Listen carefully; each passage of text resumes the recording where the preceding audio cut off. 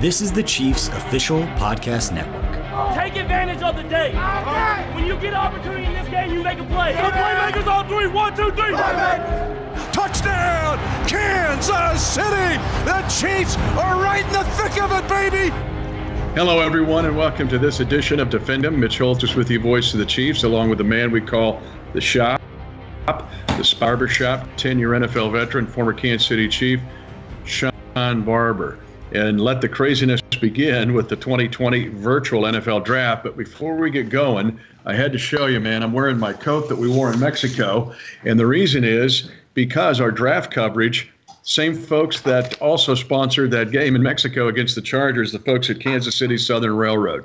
You've had a chance to be around them. Amazing. 3,500 miles of rail line. What they do to help the entire Chiefs Kingdom in every way, shape, and form. Agriculture, engineering, manufacturing, they're the main conduit basically from North to South America. And a big shout out to our sponsors, Kansas City Southern. Yeah, and as a Kansas City Chiefs ambassador, I just want to add a personal thank you to everyone. The week leading up into that game, we were able to go and actually take a tour of the Kansas City Southern Railroad Company here in Kansas City. And we learned so much history about the organization. We just like to thank you. They let us walk through that shop and see unique different people and all the different things that were going on in that organization, and to just pay homage and respect to a proud partner of the Kansas City Chiefs, the Chiefs ambassador. We would like to say thank you. We can't thank you enough about all the support over the years. Well, they're awesome and appreciate their sponsorship. Now, like a Kansas City Southern train rolling down the track, this draft is getting ready to start, the virtual 2020 NFL draft, and our continued prayers, I know, from me and my family and yours and your family, to all the folks to stay safe and just stay online here with this protocol, and we'll get through this. But this draft now looks to be crazy.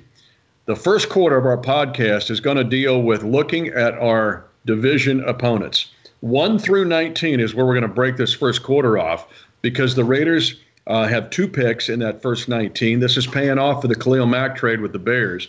The Chargers sit at number 6, and the Broncos sit at number 15.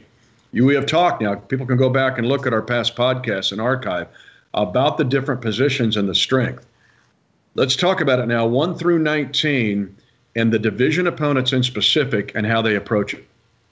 Well, one of the things we got to look and see how each team is going to try to defend the championship Chiefs, right? And that starts with, how are you going to defend Mahomes?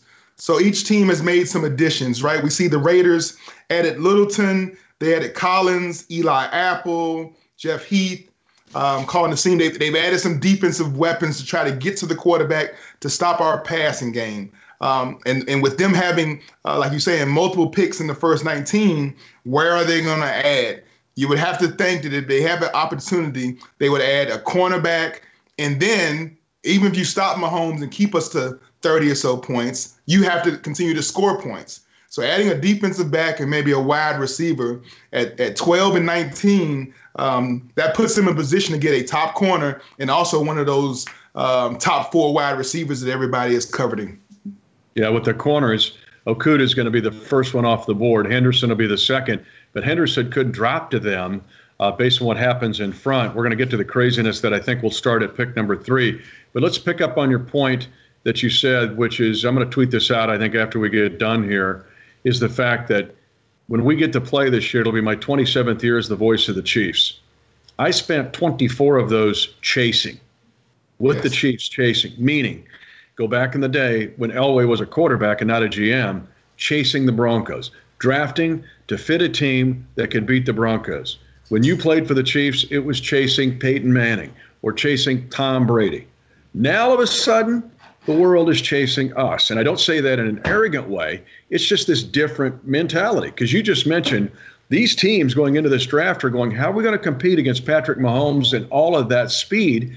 And so it dictates the way they think, where they might be having a different strategy if they're in another division and not with Patrick Mahomes. Yeah, when you're in the AFC West, you know you're going to face him twice. One of the most potent offensive weapons with one of the most creative offensive minds. And then now that we've added a defensive scheme that, can bring pressure from any area, that has a stack load of Swiss Army knives all over the field. You got corners that can play linebackers, safeties that play corners that play safety. Everybody can play in any position. It puts so much pressure on a team to not just think about what's best for their organization, but what are they going to do when they come to Kansas City? What are they going to do when Kansas City comes to their house? How are they going to stop Pat Mahomes and our offense? And then how are they going to score points against our amazing pressure we put on them as far as defensively? And so it forces you to go out there, even if your front seven, your offensive line isn't where you want it to be. If you see one of these prime position skill players, a difference maker that can stretch the field, that can score points, or they can lock down a potential wide receiver threat that we have, because we have so many of them with Cheetah, Watkins, Robinson, Kelsey.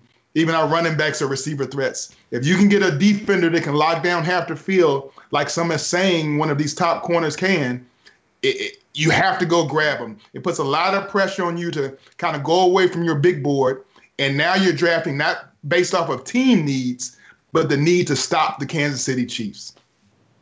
And that's my point. And that's the life that I lived for most of my time as the voice of the Chiefs, because sometimes you can make a mistake doing that by chasing instead of just staying. That's what Andy Reid did when he came here. Instead of chasing Peyton Manning at the end of his career, he was putting in place the team that has now become the number one ranked team in the National Football League. Okay, one final thing before we go to the second quarter of this Defending the Kingdom podcast. Let the craziness begin of the 2020 NFL Draft.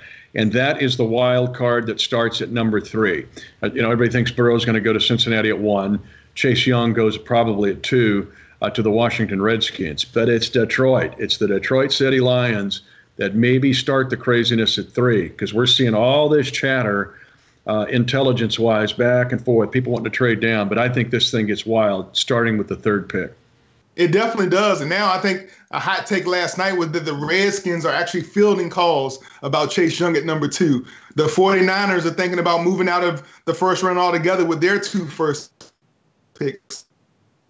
They want to move up to get a impact player. So with all, like you said, water coming in, it puts the Kansas City Chiefs organization in a great position to sit back and kind of watch these teams take each other out, overpaying too much for a certain guy, not getting enough back for a certain draft pick, allowing guys that are very talented possibly to slide into the late 30s.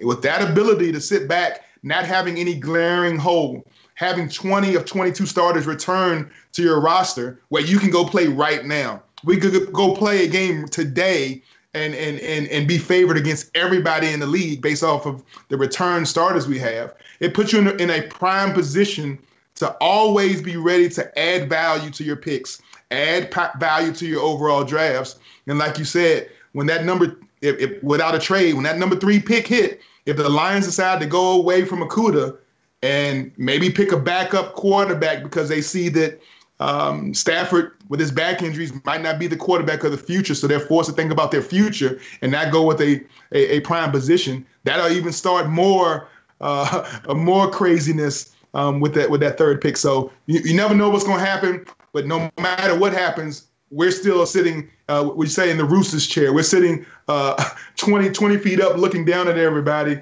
and just waiting for things to fall into our laps. I like that chair, by the way. I like the feeling of sitting in that chair. All right, the second quarter now deals with getting close to the flame. The first quarter, get used to it, study them, because your future division opponents are going to be in those first 19 picks.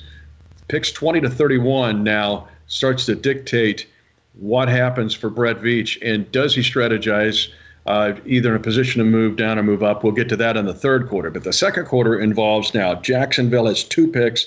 I'm sorry, they're at 20 in this. Minnesota has 2 picks in this realm of 20 to 31. They've got the 22nd pick and the 25th pick. Here's Miami again. Who knows what happens above it?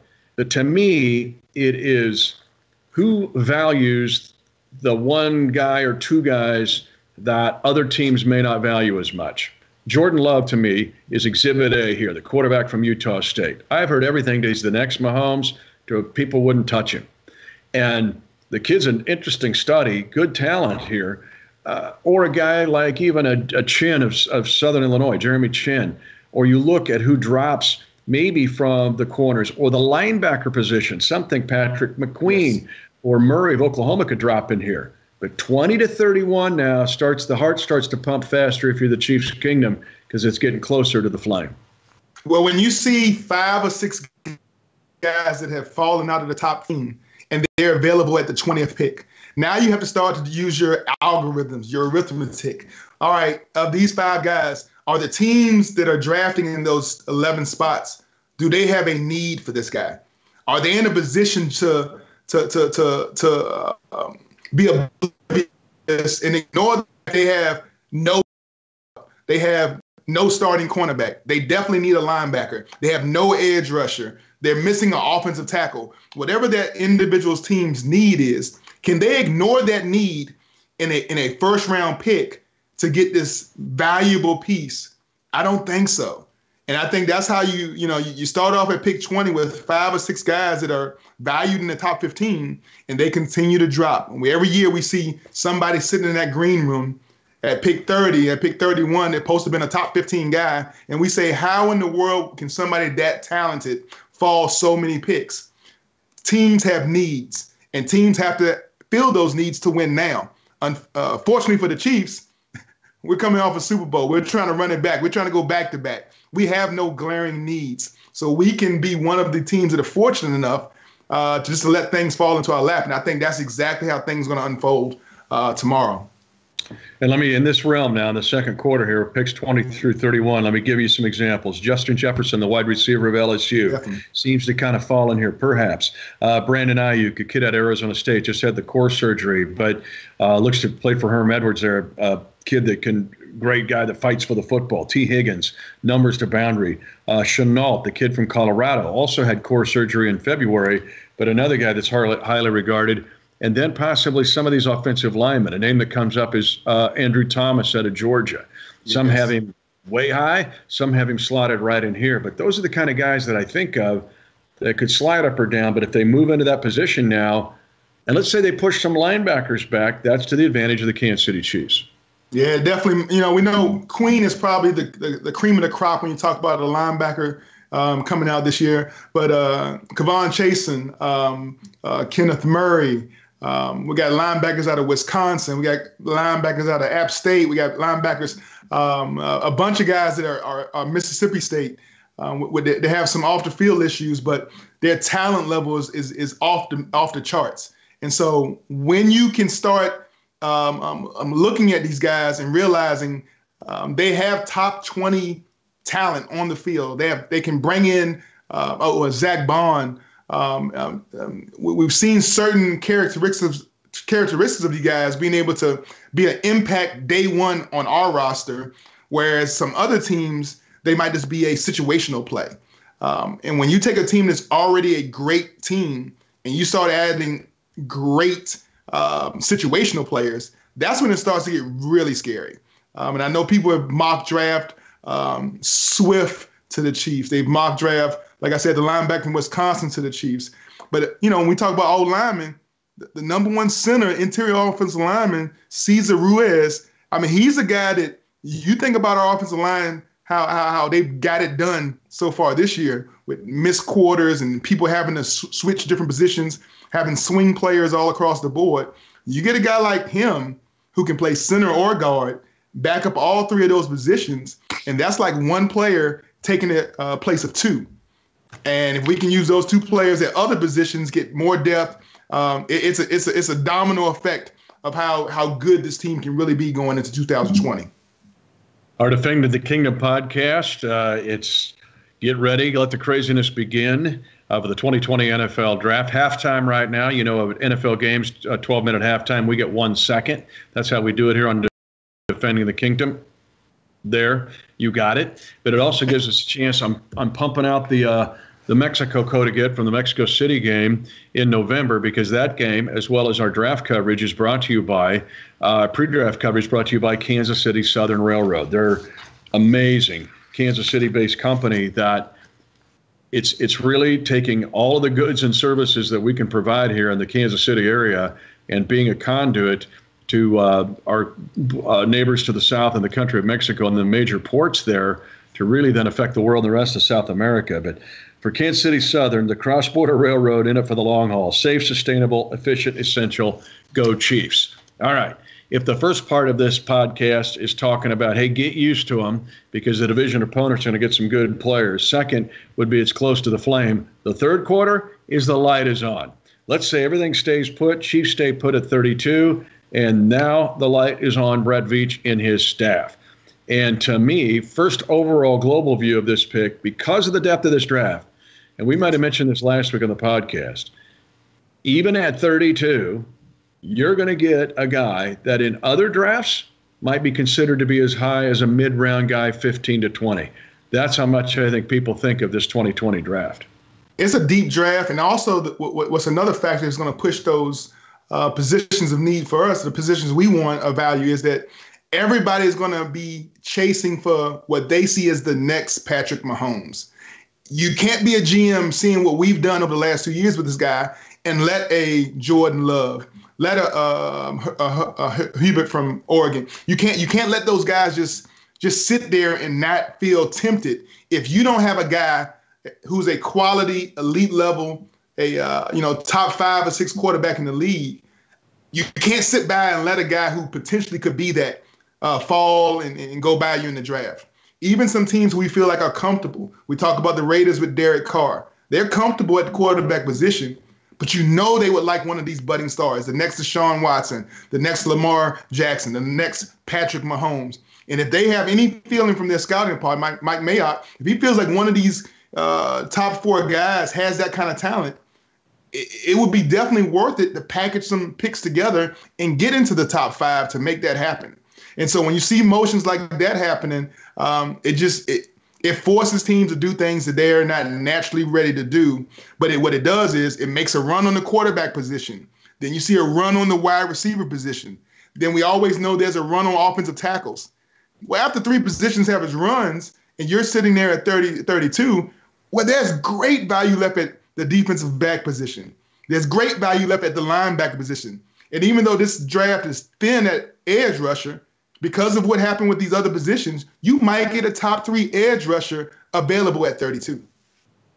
Yeah, and I'm going to tell you, Guy, when you talk about the quarterback analysis, and you brought up Herbert, he'll go early, I think. We didn't even mention Tua Tagovailoa, who now has become kind of a lightning rod too. Some think he was going to be the overall pick in the draft till he got hurt against Mississippi State. But then all of his other injury situations have come up and bubbled to the surface, and some have him slipping into the mid-first round. But to me, in this 32 pick range, now where the light is on here, the third quarter of our podcast, is the Chiefs picking at 32. You, to me, just hurts. The quarterback from Oklahoma, who some think is the next Lamar Jackson. If that's the case, now all of a sudden you have value. And even though the Chiefs may not take Jalen Hurts, now they've got an opportunity to move down and get extra picks. Keep in mind, the Chiefs have only 5 picks in this draft, rounds 1 through 5. Nothing in the 6th or 7th, no extra picks in the 2nd, 3rd, 4th. But now let's say a Jalen Hurts is there, and some team values him as being the next Lamar Jackson. Here come your trade partners, perhaps. We mentioned Detroit. You talked about Matt Stafford and his back issues earlier with the 3rd slot. They're also setting there strategically, I think at 35 here, where it'd be easy for the Chiefs to switch spots with them, get an extra pick, and still get the guy you wanted. And we'll get to the DBs here in a second. But let's say a Jalen Hurts is there. Now all of a sudden that pick at 32, you gain some equity in this spot because of what other teams would value. Yeah, and we look at what the Denver Broncos didn't do a few drafts ago when they picked Locke. They waited until the 2nd round. They got Locke still, but what they lost out was that 5th-year option. By not trading up and getting him with one of those last picks in the 1st round, they're going to be in a situation contract-wise in a few seasons where they're going to have to make a long-term contribution. They're going to make a long-term decision with him a year early. They're not going to have the luxury of keeping him around for a 5th year with that 5th-year option. And that's why you see so many teams that are riding that fence about a quarterback. They jump up into that 31st, 32nd pick, grab themselves. That's what the Ravens did with Lamar Jackson. If you remember Ozzie, when late in that draft, when Lamar was dropping, he was sliding. The Ravens traded back up to get into one of the last picks of the 1st round, just so they had that additional fifth-year option with the quarterback position. So if a quarterback is still available, one of these first-round picks, and even a second-round pick, you don't be surprised if teams start calling the Chiefs phone line, trying to work out a trade deal to have us move back, gain a couple more picks so they can go out and jump up and get that quarterback. Yeah, some teams here, when you look at it, that could be of interest. Detroit is in this discussion. Yes. Miami's in there again. They got a zillion picks plus three first-round picks, but they'd be right in there, possibly willing to trade up, depending what they do in the first round. Then you look at Carolina potentially as being a draft partner, even Chicago. You move down to 42. You don't want to move down too far, I don't think, but you could still move down and get extra picks. Now, let's say the Chiefs stay put. This has been our thesis. You and me are in agreement on this and have been for a month, that you're going to me, if you're saying, Mitch, what would you want out of this draft with the 32 pick if you stay there? To me, I would like a day one starter. If that is and I'm going to define starter here as a Kendall Fuller replacement. If a player could immediately be in your nickel package or dime package week one against whomever the Chiefs are going to play. And there's a whole list of corners in here. Igmagnani from Auburn, maybe not a first-round talent, but somewhere he's going to enter this discussion. Trayvon Diggs could fall. Stephon Diggs' brother out of Alabama. Looking at Jeff Gladney out of TCU. He's been in this slot in a lot of mock drafts. Arnett, the kid from Ohio State. Jalen Johnson from Utah. But all of a sudden now you get a nickel corner, dime corner that right away you factor in week one is helping you win games and on special teams. Yeah, the cornerback position is one that you feel like is a strong position this year, but it's being shadowed. It's kind of like the little brother of the wide receiver. The wide receivers are being talked about, and because they're going to go fast and furious, there's going to be some second-round wide receivers that get pushed up into the first round because the first couple ones go so fast, and nobody wants to miss out. So you're going to get some wide receivers that probably should have been second-round talents that end up going into the back end of the first round. Well, all that's going to do is push, DBs, cornerbacks, and safeties that are really top-level cornerbacks. They're going to be pushed down in potential, striking potential for the Chiefs. You named a handful of them, but I even think the fourth and maybe even the third corner off the board will still be available by the 32nd pick. I'm with you. That's why that's exciting. And depending on what happens, go back and listen to the first and second quarter, could push that player that you just described to the Chiefs. Quickly, the end of the third quarter, we'll be looking at linebacker here at that 32 pick. You mentioned Zach Bond of Wisconsin. He could still be sitting there. Marine Queen could be gone. By the way, he'll be long gone by this point, but we got to mention him because he's a Olathe North kid, and you know him. Isaiah Simmons will probably be a top 10 pick in this draft. But what a phenomenal talent coming out of the Chiefs Kingdom and at Olathe North High School, played at Clemson. Yeah, local guy, man. We give him all the love. He actually gets his hair cut. You can't tell now because I got an afro due to the COVID stuff, but he gets his hair cut with us over at Purple Label Barbershop by DeJuan Bonds. He's a guy who does Kelsey's hair. He does Mahomes. He does all the guys. So the Simmons family has been, his dad used to work actually in Nebraska Furniture Mart. When I got to Kansas City, he was the guy that sold us our furniture to moving in town. So been connected with this young kid for the last 20 years and seen him develop from a little runt track star, fast as all get out, to now a football frame, 240 pounds, 6'4", dominating the field, super range, super athletic. It's off the chart. Do I see him having a smooth transition into the NFL? Not really, because there is no true position for a guy with that kind of skill set. Defensively, you don't ever dream of having somebody that skilled in so many different things. So nobody ever designs the defense to take advantage of his skill set. But will he end up going to a team thirsty for a defensive star like the Giants, like the Carolina Panthers? I can't see him ever getting past the Panthers. If he's available at the Panthers pick, they grab him up. They've lost Luke Kuechly, a defensive star on their roster. And the first thing you can do is to replace one star with a rising star. And this young man is a rising star. Yep, and power to him. Now we go to the fourth quarter. So the first quarter is get used to him. Our division's picking in that first 19 picks. We're going to see some of our future opponents, 20-31, close to the flame. Quarter number 3, 32nd pick, the light is on, and now quarter 4 is the rest of the draft. This could get real exciting if the Chiefs, let's say, trade out of 32 and into the early second round with a Carolina or a Detroit. man, it makes that second day really exciting because now all of a sudden the Chiefs are poised with 2 early round picks. Think again, I gave an example before, but when the Chiefs got Chris Jones, they dropped from 28 to 37 early in the second round and got Chris Jones an extra picks. But there's a bunch of guys here. While we're on the linebacker page, a guy that's coming up the board, I wish I could ask Mahomes about him, is Jordan Brooks of Texas Tech. Now, you don't think of Texas Tech defenders very often. They're always out there in some crazy game, 70 to 65, and they're just chasing guys around. But this Brooks kid has shot up the boards, and he kind of feels like an early second or third round pick to me, and a guy who could be a guy that ends up starting pretty soon in this Chiefs defensive scheme. Yeah, and that's what I said. One of the tools you have when you have such a young team is we have guys that are starters on our team that have played college football with guys that are coming out this year. You talk about Juan Thornhill. He played with Hall, the cornerback coming out of Virginia. You talked about the linebacker from Texas Tech. Mahomes knows this guy. So when you have a team as young as we do, we can, we can use the film, we can use our evaluations, but we can also use our current players.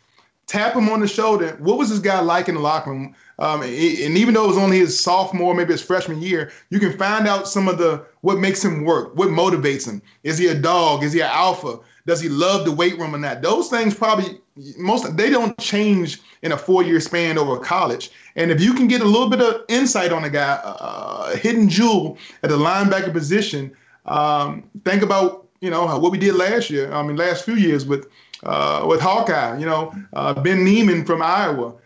Having a Hawkeye in the room already with Hitchens. I asked Hitchens about him a little bit, and Hitchens was able to kind of give you the, hey man, we're coached a certain way at Iowa, and watch this guy on film. He's doing an awesome job, and he's shot up the board. He's making plays. He has such great football instinct, and we can find other hidden jewels like that at positions and add some great depth, quality special teams guys. Hey, just a heart for win. Do you love to play football? If the answer is yes, let's bring them here. Let's see. Yeah, the third round for the Chiefs historically has really been the gold money round for the most part. You think of Travis Kelce, you think of Will Shields. The third round, I think Bobby Bell was a third rounder even back in the 1963 draft, became a Pro Football Hall of Famer, if I'm not mistaken. But the point is, we get so much emphasis on the first round. All the mock drafts, first round. All we hear about for months of the first round. But goodness, Shawn, you played with some great dudes that were picked in the third, the fourth, the fifth, and the sixth. Just look at this Chiefs. Tyreek Hill was a fifth-round pick. You've got to pay attention to this draft because of its depth all the way through Saturday, in my opinion. And then to your point, and this is where our COVID-19 situation and being in the protocol that we're in, not having pro days, not getting to go on campus. I can't go to Richmond and work you out to find out more about you, or having you come here so I can find out more about you. Those, the more intel you can get, hey, I know this guy, I know a guy at Richmond who's going to give me the scoop. He goes, yep, Barber's good. You can sign him as a college free agent, because the other fascinating part about any draft, but to me is more fascinating this year, is the mad scramble after the bell stops. And now all of a sudden, the guys that were not drafted, and you're basically college recruiting them. And we have Priest Holmes was in that discussion. Dudes that weren't even drafted. I think Harrison, the linebacker for Pittsburgh, wasn't even a drafted player that becomes a Pro Football Hall of Fame caliber player. You're looking at guys down through the years. So you've got to pay attention to that as well. And that starts Saturday night. It does. And one of the key assets to that ability is to be able to call a team and call an agent early. Before the draft is even over, you can start to use your charts and use your formulas. Hey, we got a handful of guys that are going to be, it's the beginning of the 7th round, but we should start calling these guys, because if they don't get drafted, we want to be on high priority. And what better call is it if you're an undrafted free agent to get a call from the Super Bowl champion team that say they want you to be one of their priority free agents, and you get to play with a young Madden All-Star, the guy that's got the rocket arm. You get to play with the Honey Badger. You get to hunt with the Honey Badger. You get to play with the Shark, Frank Clark. the persona of being a part of Chiefs Kingdom and being a part of playing under Andy Reid and Coach Spagnuolo and Eric Bieniemy, right? All these young, exciting personalities that are just coming out of everywhere. That phone call has to be one where once that offer is made, you don't even need another offer. You're almost hoping that you don't get drafted in the 7th round if the Chiefs call you and say they want you as an undrafted free agent. That decision is so crucial to building that roster, that back end of the roster, turning over those special teams players. And I think we have such a great advantage at that point. And even now, because we have no 7th round pick, right? Without a 7th round pick, we can start making these projections so much earlier than other teams that are still wheeling and dealing to finish off their draft. So we not only get a head start because we don't have a 7th round pick, but just being who we are, the champion, the Super Bowl champion, Kansas City Chiefs, that phone call, I think, weighs heavy on these free agents. All right, let's close things up here. Let the craziness begin. And again, a big shout out to the folks who have sponsored our draft coverage all throughout the week. Got the coat on from our Mexico trip and our victory over the Chargers. They sponsored that trip as well. And that's the folks at Kansas City Southern, Kansas City's hometown railroad, delivering essential goods to support communities throughout the United States and Mexico. We also got to meet some of their key folks in Mexico on their executive and management team. They were phenomenal people. So thanks to Kansas City Southern Railroad. The other thing, Shop, we need to tell everybody about is to follow us starting with our draft pre-show on Thursday night. The draft starts at 7 o'clock Central. We're on at 6. And follow us, our Chiefs YouTube channels, a good place to follow us, social platforms. But we got this now for you. And then right before the Chiefs pick, we're staying within the guidelines the NFL gives us, but right before the Chiefs pick, we will jump on in kind of that 20 to 31 range we told you about. We will have you ready to go there. And then, of course, when the Chiefs pick, we'll analyze it with post-draft coverage. We're going to have special guests on. We got Melissa Etheridge scheduled. We got Rob Riggle. We got McCole Hardman on the first night. Of course, you'll hear from Brett Veach and Coach Reed.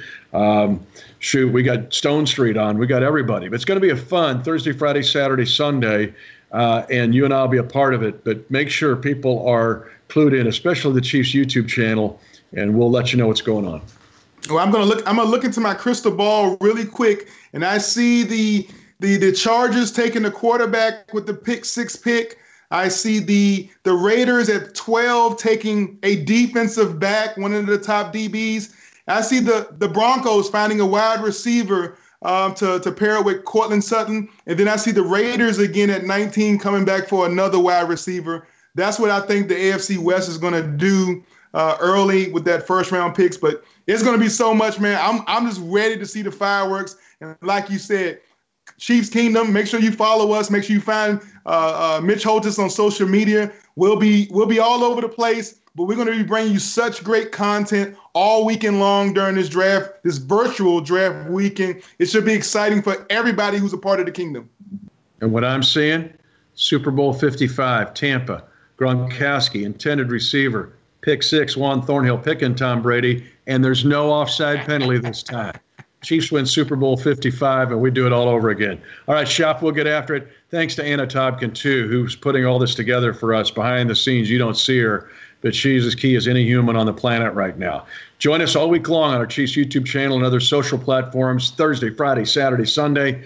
It's going to be a lot of fun. All right, Chiefs Kingdom, here we go. It's time to run it back.